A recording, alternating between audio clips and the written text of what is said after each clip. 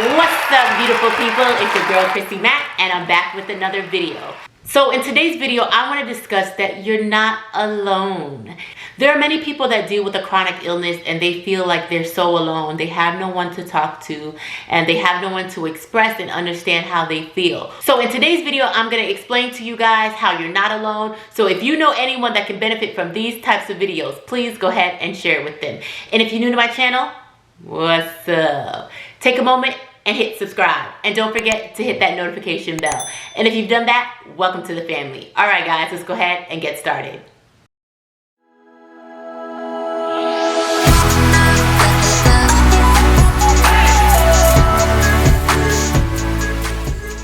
So we all know that loneliness kills and it can shorten your lifespan. And I don't want anyone to feel that you're alone doing this. I know what it felt like to be alone, because not only did I have kidney disease, but I also battled lupus. And when I used to say that it's a lonely disease, it's because no one could understand the pain that I was feeling. So if you did not personally have lupus or have a friend or family member, you couldn't really relate. So when I spoke about things, I always felt like I was alone, but truly I wasn't.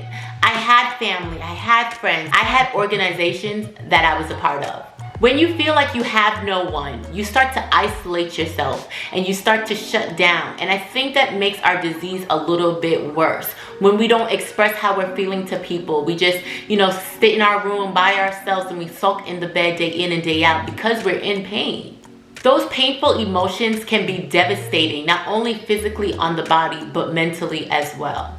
These feelings can increase the risk of depression, decrease our immune function, and it can even stress our cardiovascular system. We're all about longevity.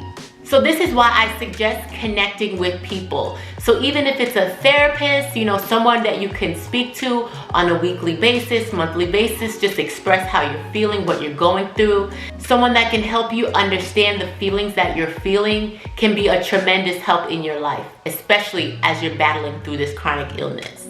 Loneliness is not surprising, but imagine how many other people are dealing with a chronic illness just like yourself. One of the things that I love to do is join groups. So one way you can find a group is on Facebook. There are tons of kidney groups to join. I'm actually a big part of a few major groups on the Facebook platform that focuses on helping and bringing people together, and we share our stories. And this is the best place where you're going to be able to find people that are just like you and going through those same things. So let's say that, your kidneys was taken down by lupus. Well, you can join the group and say, hey, has anyone in this group have kidney failure due to lupus? And you will see hundreds and hundreds of comments come in, and you make friends. You have dialogue with people. And once you have some dialogue, you guys might be able to become friends outside of the group. Go to lunch, meet up, talk on the phone, have some FaceTime interaction. But that is a great way to find people that are battling the same thing that you're battling on a daily basis.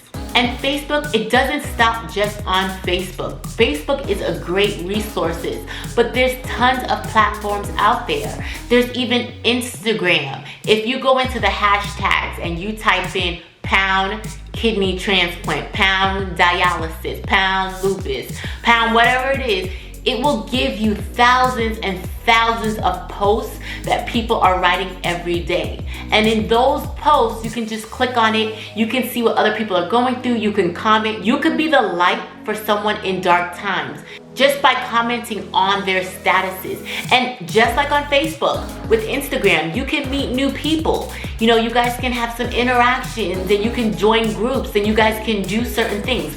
For example, this month is Lupus Awareness Month. And so a bunch of other Lupies reached out to me and said, hey, we love your story. We love what you're about. Do you mind joining forces with us? Of course, why not? We're doing for the better good. So we all came together and we put on a video that spoke about why we wear lupus. And we all got to tell our stories. So I wore purple for myself because I had lupus. It took down my kidneys and led me to dialysis and then a kidney transplant. Well, because of that, I met someone else in that group that also was on dialysis and also got a kidney transplant and has children just like myself. So now we can interact and we can talk and we can chat. If I have a question, I can come to her. If she has a question, she can come to me. And that's how I was able to make friends. So yes, I have my core friends, but sometimes you need other people that are going through what you're going through to understand and you can relate to a little bit better. So try the Facebooks, try the Instagram, and other resources that maybe a counselor might be able to give you. My old dialysis center had an encouragement group. And with that group, once a month, they will get together, and sometimes they may not be at just our location, be at other locations. And a group of us who were on dialysis will get together, we'll sit around, like you get a bunch of chairs, you sit around, you talk, you know, you have your little coffee or your whatever you're drinking, and you just chat it up. And it's so nice to hear other people's stories. But this is something that I had to find out from my social worker at dialysis. I didn't even know that was an option. I didn't even know that people got together on a weekly basis just to express. It's like mini therapy if you think about it. And we got to express how we were feeling. Sometimes you may have a symptom going on and you need answers. And they already been there, done that, and they're able to help you. So really and truly, you're not alone. You know, we tend to isolate ourselves from everybody because we're going through so much. But you also have to remember that there's so many people in this world. There's millions and millions of people.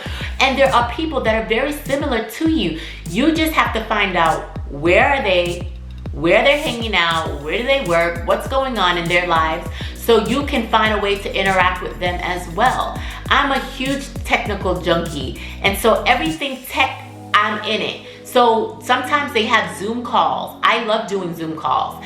I recently got off a call with another kidney warrior, and I was telling her my story, she was telling me her story, and she said I inspired her. Well, she inspired me. And just that little conversation, we would have never gotten to know each other if we didn't find each other off of social media and then take that conversation over to Zoom and just chit chat. So you're not alone. I'm trying to show you guys there are different ways to find people that are going through what you're going through. So knowing that you need to reach out to others is easier said than done.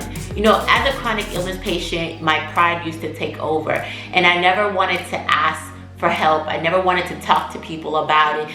I wouldn't say that I was ashamed, but I was just really sad and depressed most of the time. So I kind of just kept my distance, but that's not the way to do it. You need encouragement. You need daily encouragement when you're going through this because life is tough. Make your pain your purpose. And that is what I'm doing. You know, making a platform, even if it's on Instagram, even if it's within your clinic, or even if it's on a YouTube channel, make a platform so people will come to you. You may not be the type of person that wants to reach out to others and, you know, send little DM messages, but if you build it, they will come. So you build your own group. People will come and join your group, and then that's another way for you to go ahead and find new people that are dealing with the same things similar that you're dealing with. I know what it feels firsthand to feel lonely, but again, sometimes we choose to be alone, where we have friends, we have coworkers, we have people within our community. We just need to have the voice to speak up and say, hey, I need a friend right now. Or hey, does anyone know of anyone else dealing with this situation? Don't take all your emotions and keep it in. Express how you feel. Help others in this time. Get to know people because you are not alone. I can stress that to you. I don't care if it's a pet, if it's a dog or a cat. You have someone that can love on you. You have someone that can be there for you. You know, you have someone where you can go for a little walk with your dog, but you're not alone.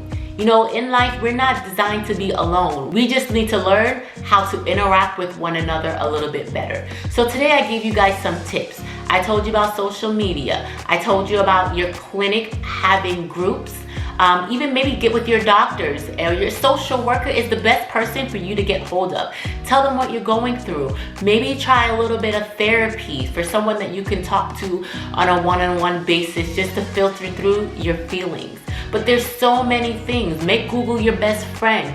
Find different events going on for your particular situation. And just because we're social distancing now doesn't mean that you can't have interaction. I'm doing interactions through Zoom, through Facebook Lives, so I'm still interacting with people. Don't isolate yourself because of the times that we're living in. Learn to pivot and learn to communicate effectively. I hope those tips were able to help you guys know that you're not alone, like I said. So if you guys enjoyed this video, please go ahead and give me a like. And don't forget to hit that subscribe button.